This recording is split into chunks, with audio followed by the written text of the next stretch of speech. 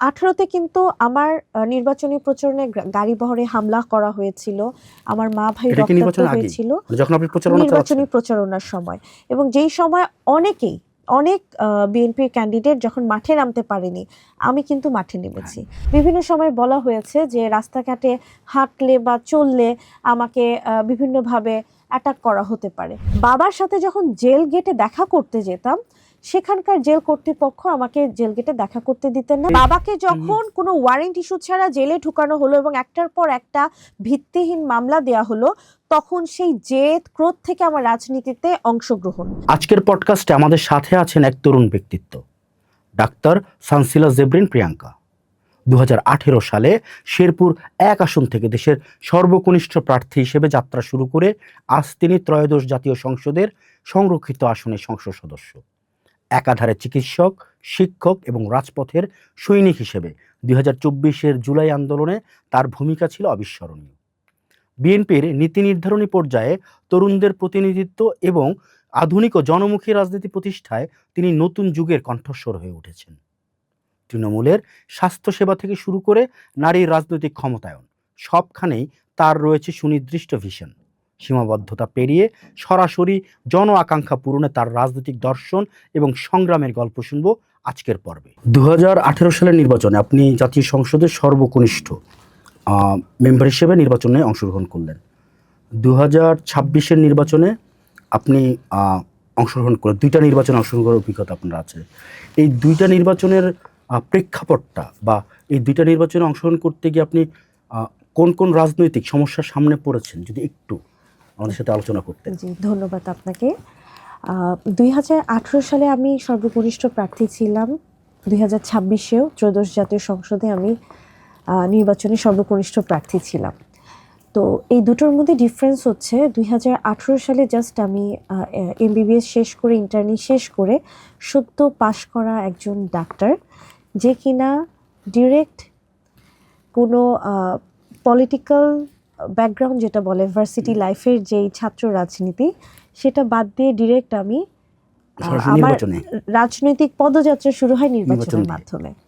সুতরাং এই জায়গাটায় আমার যেটা মনে হয়েছে সেই সময়, যে সাংগঠনিক দক্ষতা বলি বা নিজের নির্বাচনী এলাকার নেতাকর্মী বলি এবং এলাকার মানুষের সাথে একজন পলিটিশিয়ানের সখ্যতা গড়ে তোলার ব্যাপারটা বলি, সেই জায়গাটা আমার মনে হয়েছিল যে একজন নিউ কামার হিসেবে ওই জায়গাটার এক্সপিরিয়েন্সটা আমার কম ছিল। যেহেতু আমার বাবা সেখানে দীর্ঘদিন রাজনীতি করেছেন এবং তিনি শেরপুর জেলা বিএনপির সাধারণ সম্পাদক ছিলেন এবং পরবর্তীতে শেরপুর জেলার আহ্বায়ক হন।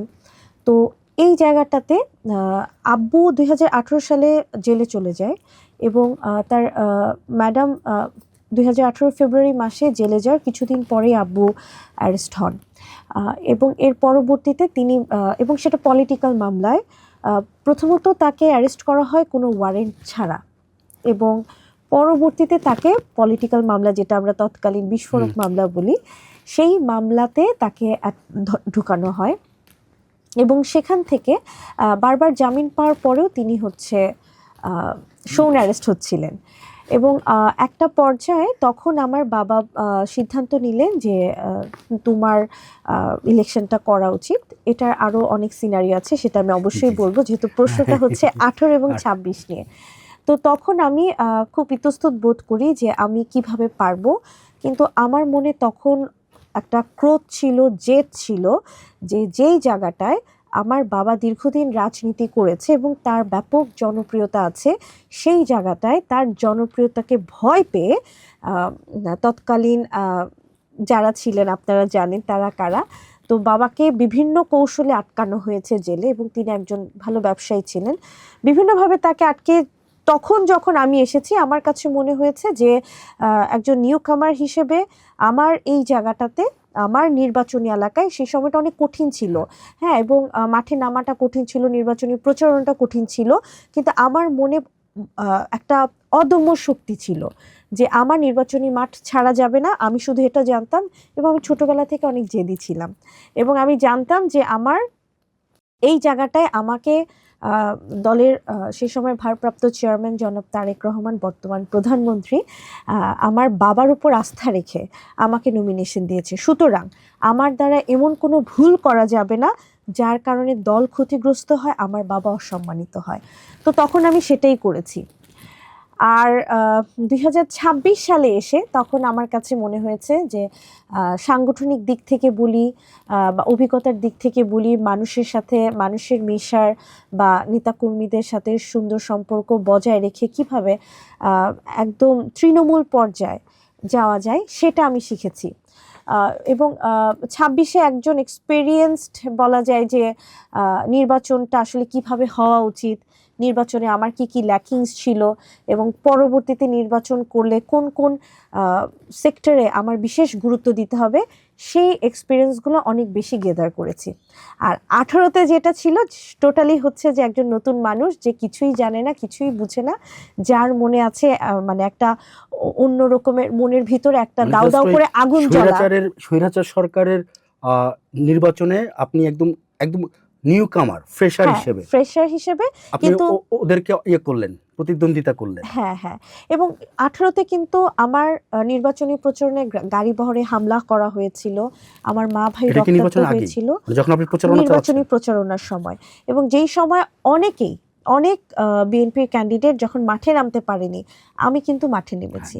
এবং আমাকে বিভিন্ন জায়গায় নির্বাচনী প্রচারণা করতে বারণ করা হয়েছিল, প্রশাসনিক দিক থেকে হোক, তৎকালীন সরকারে থাকার বিভিন্ন দলের নেতা হোক, তারা আমাকে বিভিন্নভাবে অ্যাটাক করে এবং এটাও বলে যে নির্বাচনী প্রচারণা বাদ দিয়ে তুমি ঢাকায় চলে যাও, আদারওয়াইজ তোমার বাড়িতে আগুন ধরিয়ে দিব।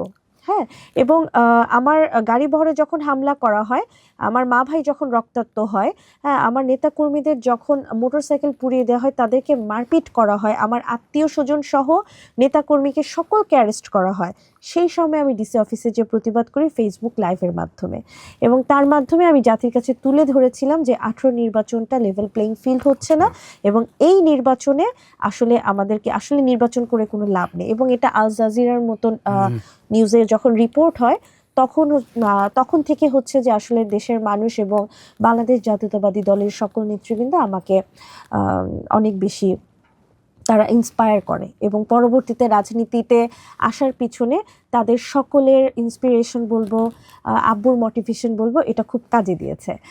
আর এবং নির্বাচনের পরেও আমার নির্বাচনী এলাকাতে আমাকে যেতে বারণ করা হতো। হ্যাঁ, যে বিভিন্ন ধরনের প্রবলেম হতে পারে। 18 থেকে 24 পর্যন্ত যেতেই পারেননি? না, আমি গিয়েছি, আমি বারবার গিয়েছি। সমস্যা যেটা হয়েছে 18 সালে আব্বুকে জেলে অ্যারেস্ট করা হলো এবং তারপরে আব্বু টানা 3 বছর জেল খাটলেন এবং সেটা শুধুমাত্র একটা বিস্ফোরক মামলা দিয়ে তাকে ঢুকানো হয়।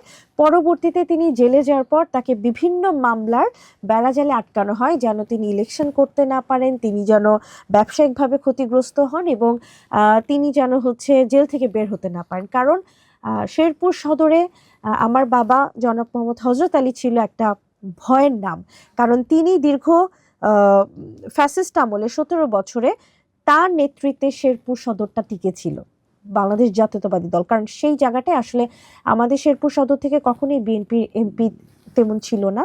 আর 96 সালে থাকলেও তখন তো মাত্র কিছুদিনের জন্য ছিল, তারপর আবার নতুন নির্বাচন হয়। তো ওই জায়গাটায় আমার বাবার একটা স্ট্রং, মানে শাখা প্রশাখা শিকড় গজানো একজন বটবৃক্ষের মতন গাছ ছিল। আমি তাহলে একটু আঙ্কেলের ব্যাপারটা যখন বারবার আসতেছে আমি একটু বলি, সেটা হচ্ছে যে আপনার বাবা মোহাম্মদ হযরত আলী, উনি বিএনপি সাংগঠনিক সম্পাদক ছিলেন, তারপর সভাপতি হলেন, জেলা বিএনপির সাধারণ সম্পাদক ছিলেন, তারপর জেলা বিএনপির আহ্বায়ক হয়েছিলেন। আচ্ছা, এক ধরনের পলিটিক্যাল লিগেসি তো আপনাদের ফ্যামিলির ছিল বিএনপিতে, তো সেটা ক্যারি করতে গিয়ে আপনি কি কখনো কোনো সমস্যায় পড়েছেন কিনা, নাকি এটা সম্পূর্ণ আপনাকে হেল্প করেছে, বুস্ট আপ করেছে রাজনীতিতে, নাকি দুটাই হয়েছে? দুটাই হয়েছে। আমি বলবো যে আসলে মানুষ প্রেসারে না পড়লে কিছু শিখে না। হ্যাঁ, আমার লাইফের খুব তীক্ষ্ণ অভিজ্ঞতা আছে যেটা হয়তো বা অনেক রাজনীতিবিদের হয়নি। এবং আমি যেই স্টেজের মধ্য দিয়ে গিয়েছি সেই স্টেজগুলো পার না করেও দেখা গেছে যে অনেকেই আমার মতন জায়গায় আছে বর্তমানে।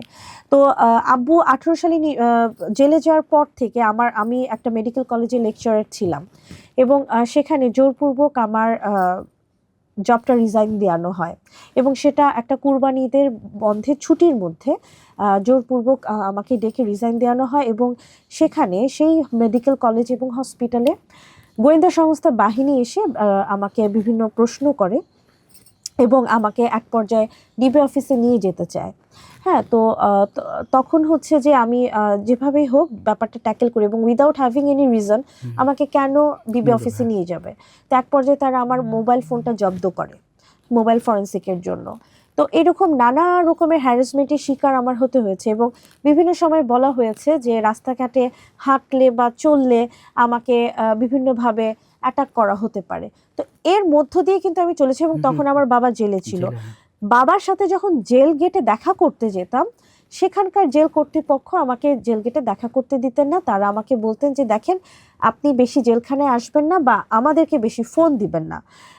তখন আমি রিজন জিজ্ঞেস করলে বলতো যে বিএনপির যে কয়জন নারী নেত্রী আছে তার মধ্যে আপনি প্রথম 10 জনের মধ্যে আপনি একজন আছেন, সুতরাং আপনি যদি আমাদের সাথে যোগাযোগ করেন তাহলে আমাদের চাকরির সমস্যা হতে পারে। তো এই ধরনের ক্রাইসিসগুলোতে আমি পড়েছি। সেই জায়গা থেকে আমি আর্ম ফোর্স মেডিকেল ইনস্টিটিউটে গাইনিয়ান অপসে চান্স পেলাম, কিন্তু ক্যান্টনমেন্ট এরিয়া দেখে আমার ফ্যামিলি সাপোর্ট করলো না পোস্ট গ্রাজুয়েশন ডিগ্রিতে। রাজশাহী মেডিকেলে অ্যানেস্থেসিওলজিস্টেও চান্স পেয়েছিলাম, অ্যানেস্থেসিওলজি সাবজেক্টে। সেখানেও সবাই বললো যে ঢাকার বাইরে তোমাকে পাশ করাবে না কেউ। তখন এক পর্যায়ে আমি সিদ্ধান্ত নিলাম যে না ঠিক আছে, দেশে থেকে দেশে কিছু করতে পারবো না। তখন আমি লন্ডনের রয়্যাল কলেজ অফ সার্জন থেকে জেনারেল সার্জারিতে এমআরসিএসটা কমপ্লিট করি, এটা ইংল্যান্ড থেকে। তো সেটাই এক চান্সে আমি পাশ করি আলহামদুলিল্লাহ, এবং এটা ফ্যাসিস্ট আমলে শেষও করি, 2টা পার্ট তো শেষও করি। এবং পার্ট বি পরীক্ষা দিতে যখন আমি বাইরে যাই আমি ভেবেছিলাম আমাকে মনে হয় এয়ারপোর্টেও আটকাবে। হ্যাঁ, এবং আমি সমস্ত প্রসিডিউর এরকম তো হয়েছে, হ্যাঁ হয়েছে। এবং আলহামদুলিল্লাহ আমার ফাদার ইন ল যেহেতু জাস্টিস ছিলেন, তখন অ্যাক্টিং জাস্টিস ছিলেন, তো তারা ভিআইপি প্রোটোকল পাই এয়ারপোর্টে। তো আমার ফাদার ইন ল তখন আমাকে নিজে নিয়ে গেছেন যে ঠিক আছে তুমি ভয় পেও না, তারপরে তুমি প্রসিড করো। তো এই স্টেজগুলোর মধ্য দিয়ে আমি যেরকম শিখেছি তেমন অর্জনও করেছি ভাইয়া, এবং এই স্টেজগুলোর মধ্য দিয়ে গিয়েছি দেখি হয়তো বা রাজনীতিটাকে ওন করতে পারি। বা একটা সময় ছিল যেদের ফ্যামিলি লিগেসি আছে, এর ফাঁকে আপনি এত বড় একটা স্ট্রাগল মোমেন্ট একা ওয়ান হ্যান্ড পুরো ফ্যামিলি। বাবাকে যখন কোনো ওয়ারেন্ট ইস্যু ছাড়া জেলে ঢুকানো হলো এবং একটার পর একটা ভিত্তিহীন মামলা দেয়া হলো, তখন সেই জেদ ক্রোধ থেকে আমার রাজনীতিতে অংশগ্রহণ এবং অ্যাক্টিভলি প্রতিবাদী কণ্ঠ হওয়াটা কিন্তু সেই রাগ ক্ষোভ থেকে মনের ভিতর দাও দাও আগুন জ্বললো যে আমার বাবাকে কেন। হ্যাঁ, মানে যখন বিরোধী মত কেউ পোষণ করলে তাকে কোনো না কোনো ভাবে অপরেস করা হচ্ছে, আটকানো হচ্ছে, সেই জায়গায় আপনি ভয়েস রেজ করলেন, রাজনীতি করলেন, রাস্তায় নামলেন। হ্যাঁ, এটা ছিল ওইটা। আর এখন এসে এই মুহূর্তে এসে আমি রাজনীতিটাকে ভালোবাসা শিখে গেছি, এটাকে মন থেকে ওন করছি এবং আমার কাছে মনে হচ্ছে এটাকে আরেকটু কিভাবে ডেভেলপ বেটার করব, আরেকটু আমাকে মানে আরো অনেক বেশি শার্প হতে হবে, একজন পলিটিশিয়ান হিসেবে আমাকে আরো নলেজেবল হতে হবে। এখন এই জায়গাগুলোতে নিজেকে আরো বেশি এক্সারসাইজ করা দরকার বলে আমি মনে করছি।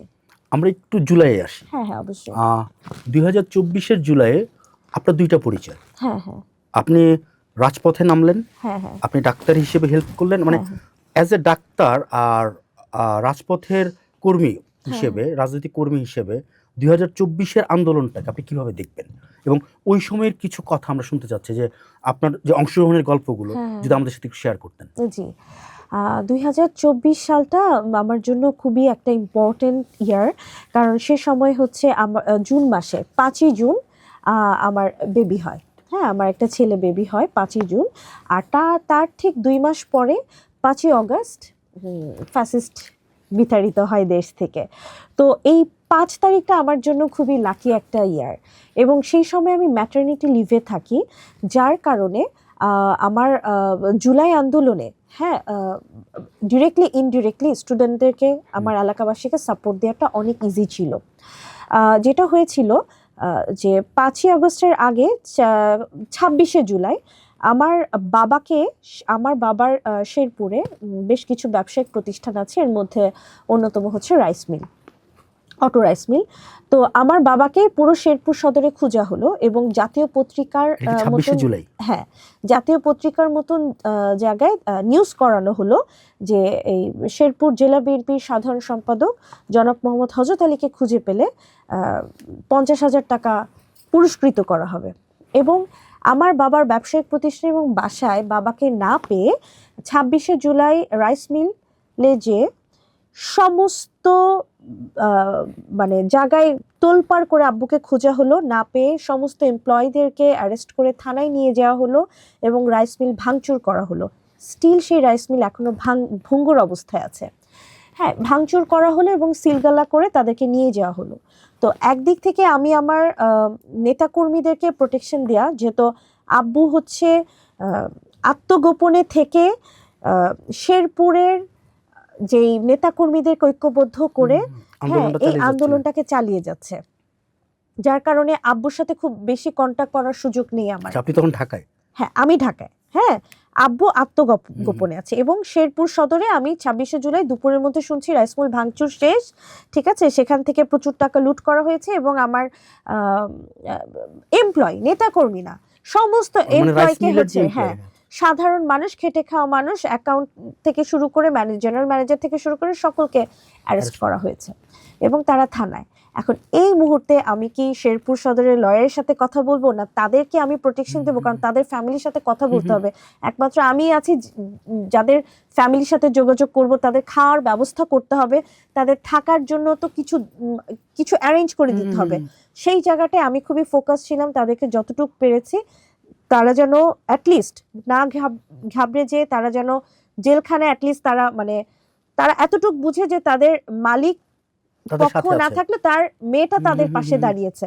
তো তাদের যতটুকু সাপোর্ট দেওয়ার আমি ওইদিকে দিয়েছি।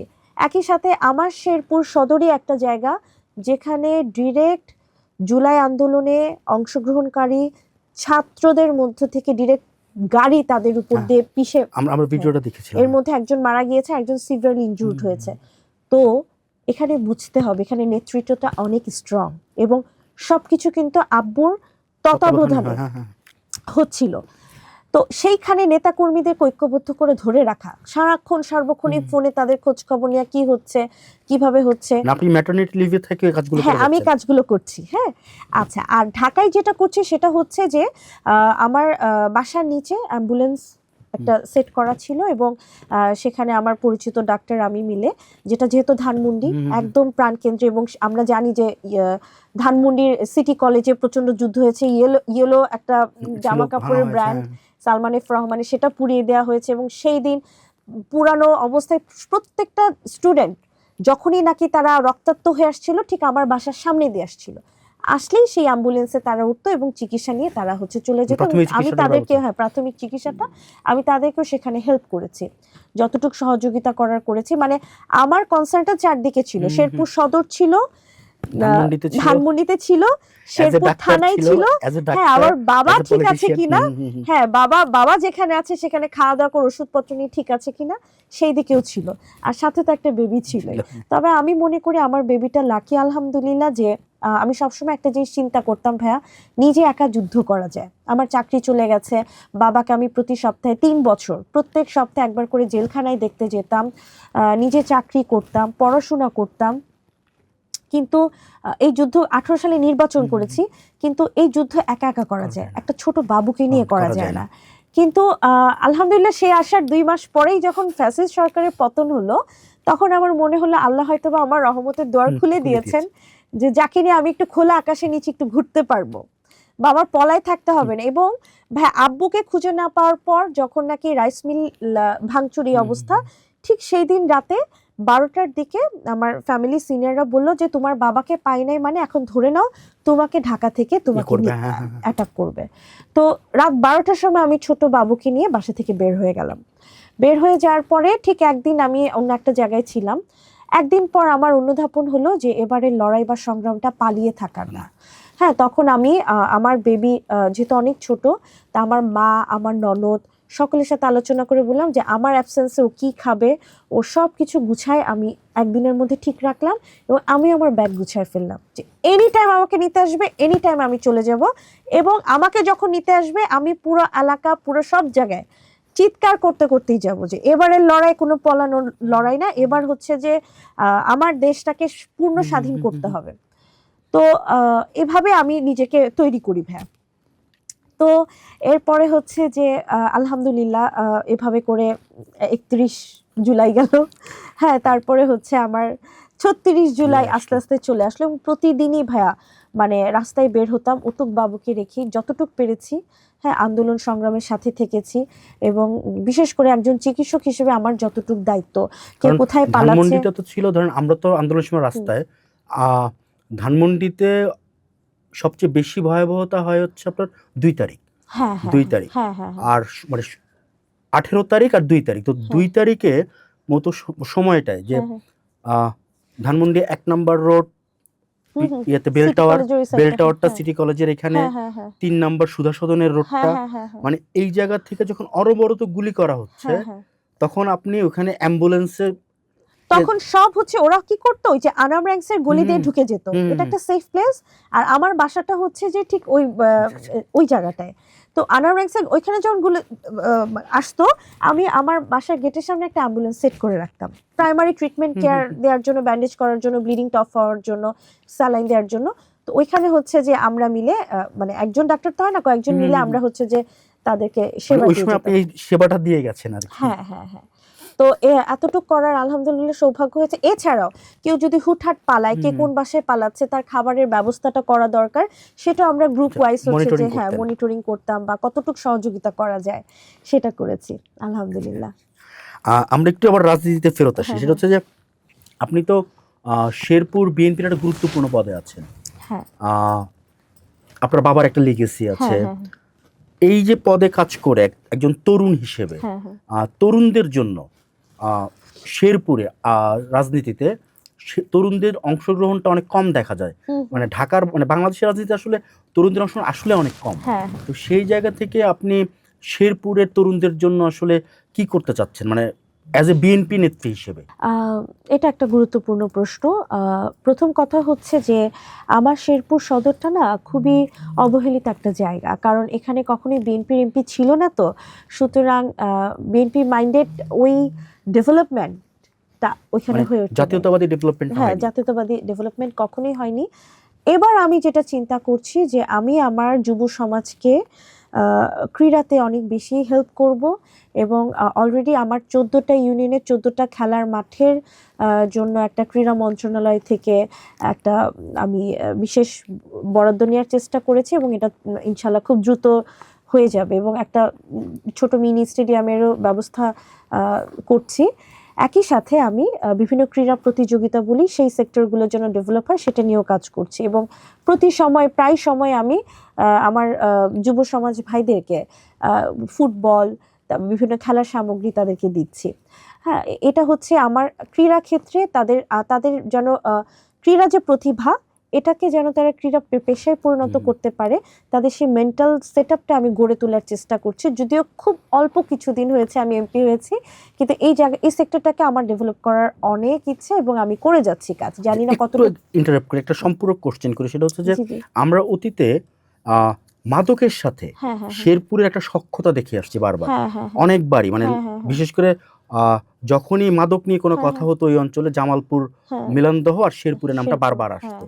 তো এটা নিয়েও কি আপনি কোনো কাজ করছেন কি? আচ্ছা, এটা যেটা হচ্ছে কি, আমাদের শেরপুর হচ্ছে গারো পাহাড়ের পাদদেশে অবস্থিত, এবং ইন্ডিয়ার বর্ডার লাইন থাকার কারণে যেটা হয় কি, খুব ইজিলি বর্ডার ক্রস করে এই মাদকগুলো চলে আসে, ট্রান্সফার হয়, এবং যারা এই মাদক ব্যবসার সাথে জড়িত তাদের দেখা যাচ্ছে যে তারা খুব স্মার্ট। হ্যাঁ, তারা যেই অ্যামাউন্টের মাদক সাথে রাখলে অল্প কিছু দিনের জন্য জেলখানায় থাকা লাগবে, এবং মামলাটা খুব বেশি হ্যাভি হবে না, তারা ঠিক ততটুকু অ্যামাউন্টের মাদকই রাখে, কিন্তু সংখ্যা একটা বড় সিন্ডিকেট।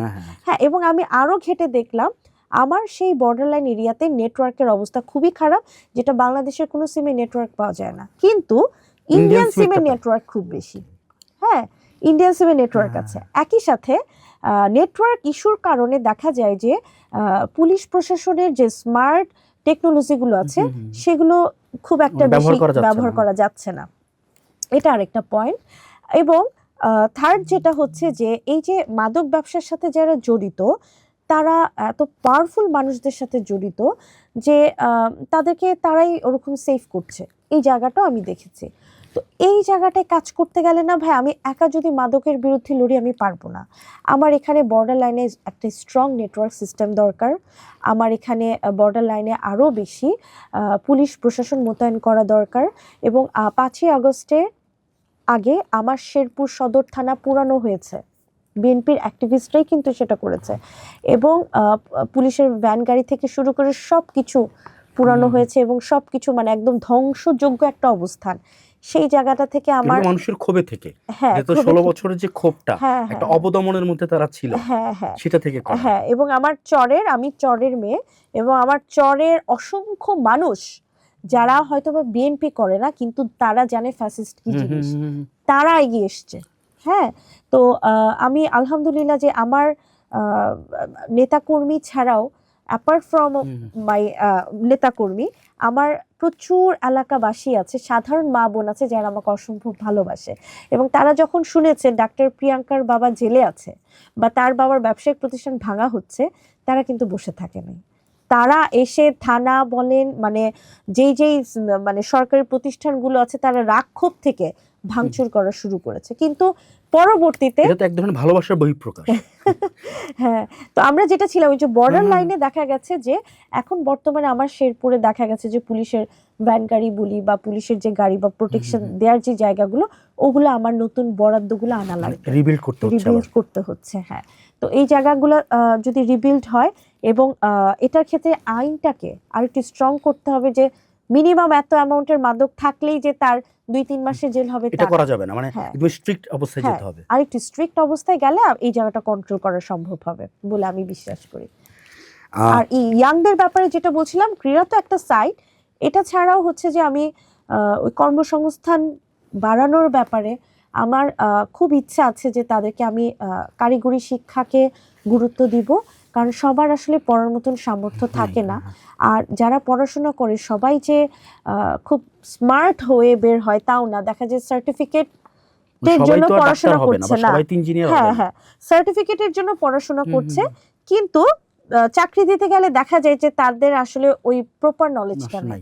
সো কারিগরি শিক্ষাটাকে আমি খুব গুরুত্ব দেওয়ার চেষ্টা করছি, এবং আমি চেষ্টা করছি যে আমার যারা বোনেরা আছে তারাও যেন পড়াশোনাটাকে চালিয়ে যেতে পারে, এবং যারা মা চাচিরা আছেন যাদের আসলে পড়াশোনার বয়স নেই, আমার শেরপুরে প্রচুর সুন্দর নকশি কাঁথার কাজ হয়, আমার মা চাচিদের হাত খুব নিখুঁতভাবে তারা কাজ করে। তা আমার ইচ্ছা আছে ওরকম একটা ভালো প্রতিষ্ঠান করব যেন তাদেরকে আমি কর্মসংস্থানের ব্যবস্থা দিতে পারি। আপনি তো সংরক্ষিত 15 আসন থেকে নির্বাচিত। হ্যাঁ। আচ্ছা, সংরক্ষিত আসন আর সরাসরি নির্বাচন, এই যে দুই ধরনের জনপ্রতিনিধি, আমরা অতীতেও দেখেছি যে কিছু ক্ল্যাশ হয় কাজের ক্ষেত্রে বা এর ক্ষেত্রে। আপনি এটাকে কিভাবে ওভারকাম করে আপনার জনগণের কাছে সরাসরি পৌঁছাবেন? আচ্ছা, যেহেতু আমি নির্বাচন করে এসেছি, আমার একটা নির্বাচনী এলাকা আছে এবং আমি দীর্ঘদিন বিএনপি রাজনীতির সাথে সম্পৃক্ত, নট অনলি মি, আমার বাবাও আছেন এটার সাথে, এবং দীর্ঘদিন আমার নেতা কর্মীদের সাথে সখ্যতা আছে, আমার এলাকার মানুষের সাথে সখ্যতা আছে। আমার এলাকায় আপনি যে একটা ছোট বাচ্চাকেও যদি জিজ্ঞেস করেন একে, বলে দিবে ডাক্তার প্রিয়াঙ্কা, তারপর যদি বলে কি করে, ধানের শীষ করে। হ্যাঁ, তো এই যে তাদের মধ্যে যে একটা আত্মিক সম্পর্ক আমার তৈরি হয়েছে, এটা অনেক বড়, এবং এইটা অর্জন করার জন্য আমার মনে হয় যে এমপি হওয়ার প্রয়োজন নাই।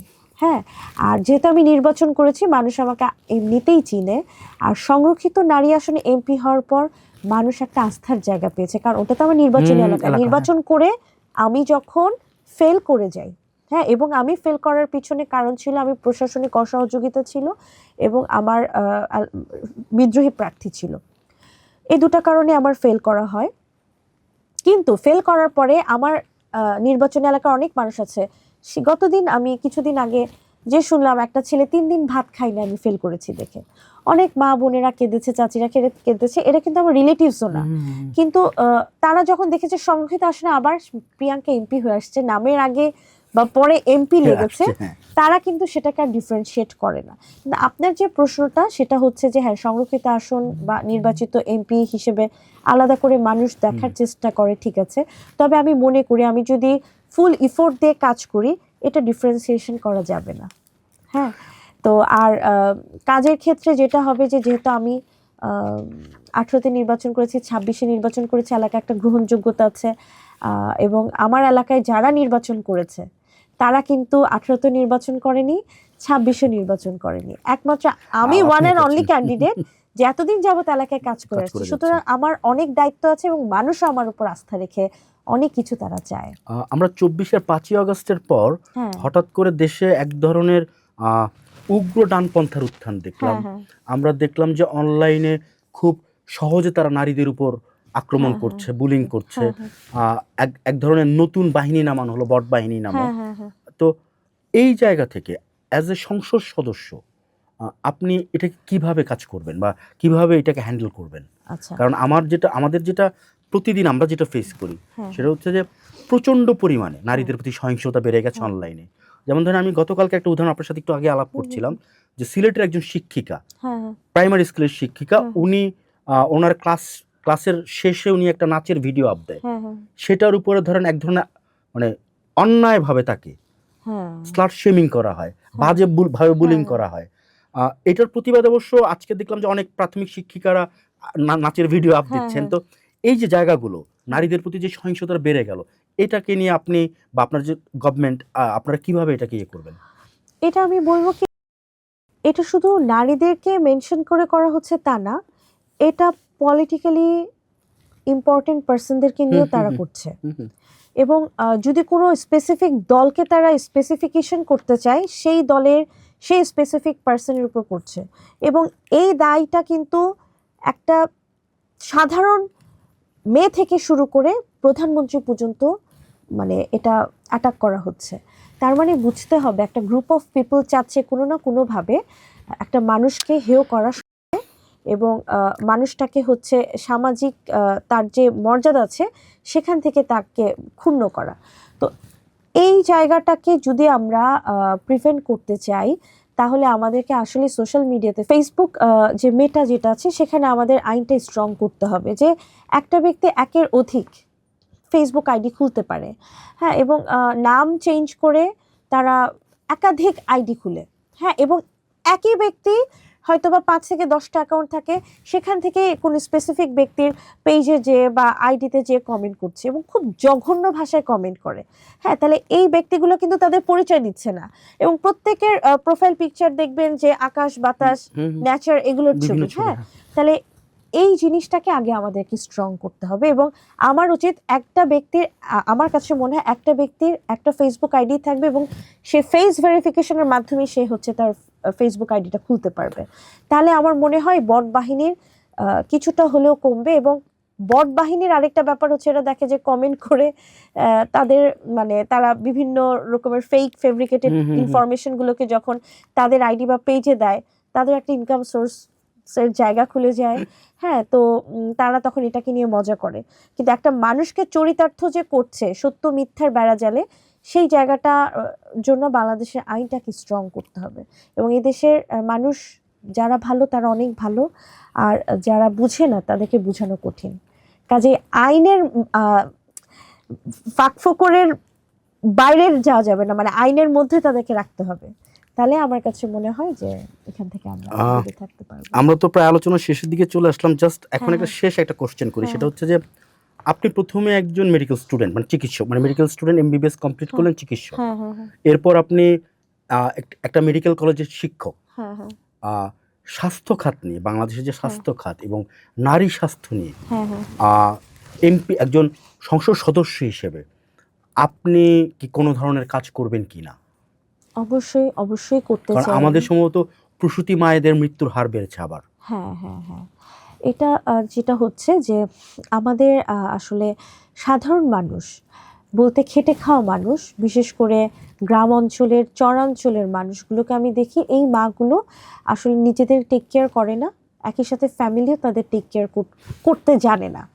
তো দেখা যায় এই মাগুলাই, যেহেতু আমি এলাকায় অনেক ঘুরি, অনেক এলাকায় যাই, আমি একই সাথে দেখি এই মাগুলো পুষ্টিহীনতায় ভুগে এবং ফ্যামিলি টেক কেয়ার না পাওয়ার কারণে এরা সঠিক সময়ে সঠিক ট্রিটমেন্ট না নেওয়ার কারণে দেরি করে হাসপাতালে আসে এবং দেরি করে হচ্ছে যে তারা তাদের চিকিৎসাটা নেয়। তো এটা একটা অনেক বড় হেলথ কনসার্ন হয়ে দাঁড়ায়। আমরা শুধুমাত্র একটা হসপিটালকে বা একটা ডাক্তারকে দোষ দিলে হবে না, এর পিছনে একটা ফ্যামিলির অযত্ন এবং বিশেষ করে বাংলাদেশের এখনও প্রত্যন্ত অঞ্চলে রাস্তাঘাটের অবস্থা খুবই খারাপ, যাতায়াত ব্যবস্থা খুব খারাপ এবং এখানে বৃষ্টির দিনগুলো তো আরোই খারাপ। হ্যাঁ। অনেক জায়গায় সাঁকু দিয়ে পার হয় অসুস্থ মানুষ, প্রেগন্যান্ট ওমেন, অনেক জায়গায় দেখা যায় যে তাদের সাঁকুও থাকে না, পানি পার হয়ে আসতে হয়। তো একটা মা যখন এরকম গর্ভবতী মা যখন একটা লেবার পেইনে থাকে, তাকে ট্রান্সপোর্ট করার ব্যাপারটা অনেক কঠিন।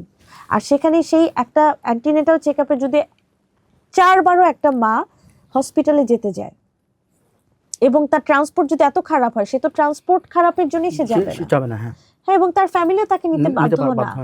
তো এই জায়গাগুলো থেকে আইদার আমার রাস্তাঘাট উন্নয়ন করা লাগবে এবং অথবা আমার কমিউনিটি ক্লিনিকগুলোকে অনেক বেশি ডেভেলপ করতে হবে। হ্যাঁ, তো এটার জন্য একটা সময় সাপেক্ষ ব্যাপার। আমি যদি বলি একদিনে বাংলাদেশের সকল গর্ভবতী মার স্বাস্থ্য কেয়ার নিব, সেটা হবে না, এটা একটা লং প্রসেস। হ্যাঁ, 10 মাস 10 দিনের একটা প্রসেস এবং সেখানে আমার মাটাকে খাবার দেয়া থেকে শুরু করে তার থাকার জায়গা থেকে শুরু করে রাস্তাঘাট থেকে শুরু করে হসপিটাল কেয়ার থেকে শুরু করে এটা কমপ্লিট একটা প্যাকেজ। হ্যাঁ, তো এই জায়গাটা আমি মনে করি বিএনপি সরকার যেহেতু প্রত্যেকটা সেক্টরে খুব গুরুত্ব দিয়ে কাজ করছে, সুতরাং আমি মনে করি আগামী 5 বছর পর যে আমরা হয়তো বা এমন একটা চিত্র দেখতে পারবো যেখানে আসলে আর গর্ভবতী মাদের মৃত্যুর হার কমে যাবে। তো ইনশাল্লাহ আমি সেইভাবে সেই লক্ষ্যেই কাজ করছি। আচ্ছা, একটা সম্পূরক কোশ্চেন করি, সেটা হচ্ছে যে শেরপুর জেলা থেকে উঠে আসা আপনি একমাত্র নারী নেত্রী। আপনি আপনার অঞ্চলে নারীর ক্ষমতায়ন বা নারীদেরকে রাজনীতিতে আনার বিষয়ে কোন চিন্তা ভাবনা করছেন কিনা? রাজনীতিতে আসলে আনার জন্য নারীদেরকে অবশ্যই ইন্টারেস্ট শো করা উচিত।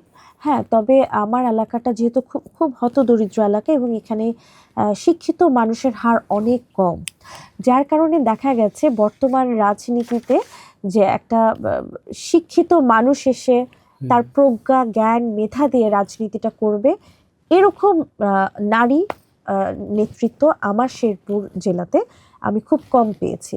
তো সেই জায়গা থেকে যাদেরকে আমি দেখি যে না, এই মানুষগুলো আসলে কিছুটা ইচ্ছা আছে বা আগ্রহ আছে বা কাজ করার অভিজ্ঞতা আছে, তাদেরকে অবশ্যই আমি সামনে এগিয়ে নিতে চাই।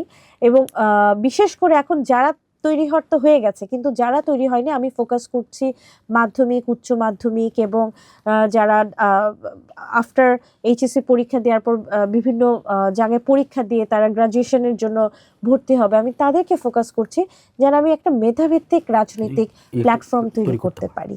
জি, যাকে তাকে নিলে যেটা হয় কি যে আমার যখন মেধা প্রজ্ঞা না থাকবে তখন দেখা যাবে কি যেই সরকার আসবে সেই সরকারের সাথে আমি মানে সে রাজনীতিতে একটা মেধার প্রজ্ঞার জায়গা। হ্যাঁ হ্যাঁ হ্যাঁ, এবং এখানে শুধু যে ভাই আমি যুদ্ধ করব ফাইট করব সেটা না, এখানে অনেক পলিটিক্যাল ট্রিক্স থাকে।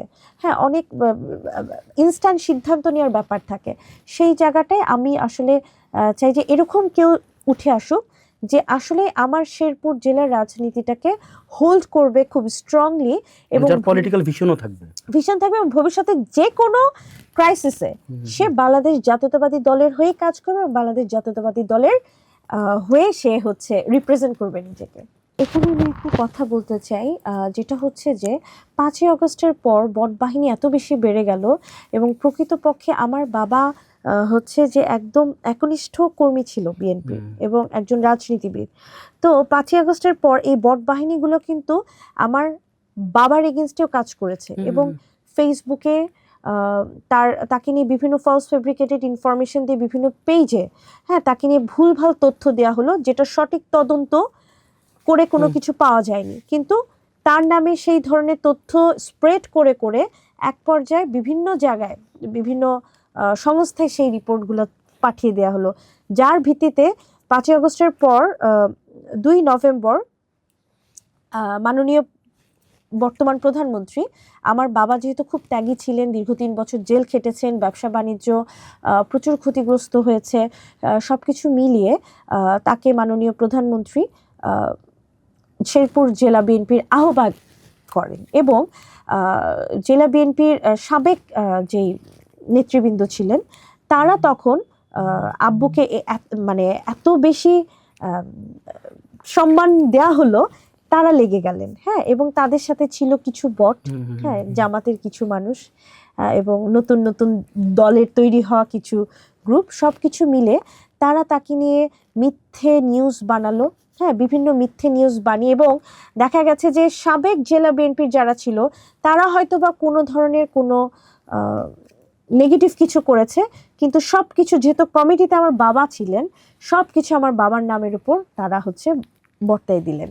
এবং এক পর্যায়ে এগুলো যখন নাকি খুব বেশি হাইলাইট হলো, এক পর্যায়ে কিন্তু সে জেলা বিএনপির কমিটিটা আমার বাবার কমিটিতে স্থগিত করা হলো। হ্যাঁ, এবং পরবর্তীতে তদন্তে তেমন কিছু না পাওয়া গেলেও সেই কমিটিটা স্থগিত হয়ে গেল। এখনো পর্যন্ত আহ্বায়ক কমিটি আছে। এখন আহ্বায়ক কমিটিটা পরবর্তীতে বিলুপ্ত হয়ে যায় এবং পরবর্তীতে আবার একটা কমিটি দেওয়া হয়েছিল, যদিও সেই কমিটিটা এখন স্থগিত আছে।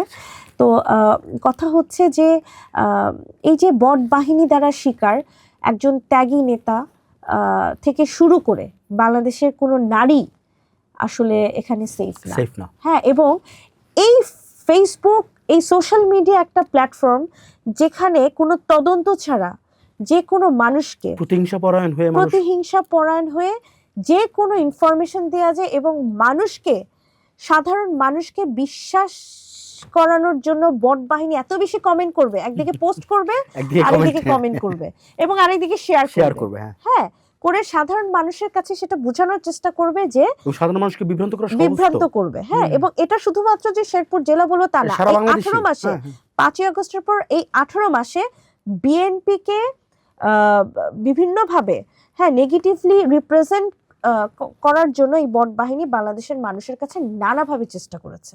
আমরা ওই রিউমার স্ক্যানার একটা রিপোর্ট দেখছিলাম, সেখানে বলা হচ্ছিল যে লাস্ট 2 মাসেও ক্ষমতায় আসার পরে লাস্ট 2 মাসেও আমাদের যে প্রধানমন্ত্রী তারেক রহমান, ওনাকে নিয়ে মিথ্যা খবর প্রচারিত হয়েছে 56টি। হ্যাঁ, তাহলে আমি সেটাই বললাম, যেখানে একটা শিশু থেকে একটা প্রধানমন্ত্রী পর্যন্ত অ্যাটাকের শিকার হচ্ছে, সেখানে আমার বাবার মতন একজন ত্যাগী নেতার কথা আমি বাদই দিতে পারি, কিন্তু তার যে দীর্ঘ পলিটিক্যাল ক্যারিয়ারে শেরপুর জেলাতে কেউ 3 বছর জেল খাটেনি, শেরপুর জেলাতে কোনো নেতৃবৃন্দর ব্যবসায়িকভাবে নষ্ট হয়নি, শেরপুর জেলার কোনো নেতৃবৃন্দর সন্তান তার নিজের ক্যারিয়ার ফেলে এসে রাজনীতিতে অংশগ্রহণ করেনি। আমার বাবা তো এখনো বেঁচে আছে, কিন্তু এই ত্যাগ, এটা আমি বিশ্বাস করি মহান আল্লাহ তাআলা এটা ব্যাক টু ব্যাক অবশ্যই দিবেন এবং মাননীয় প্রধানমন্ত্রী অবশ্যই এটার মূল্যায়ন করবেন। তবে মাঝখানের যেই সময়টুকু, আজকে আমি বিশ্বাস করি 2026 সালে হয়তো আমার বাবাই নির্বাচন করত, কিন্তু তাকে এই বিভিন্নভাবে নেগেটিভলি রিপ্রেজেন্ট করানোর পিছনে যে বা যারা দায়ী ছিল, হ্যাঁ, এবং তারা যেভাবে সোশ্যাল মিডিয়াকে ইউজ করেছে, আমার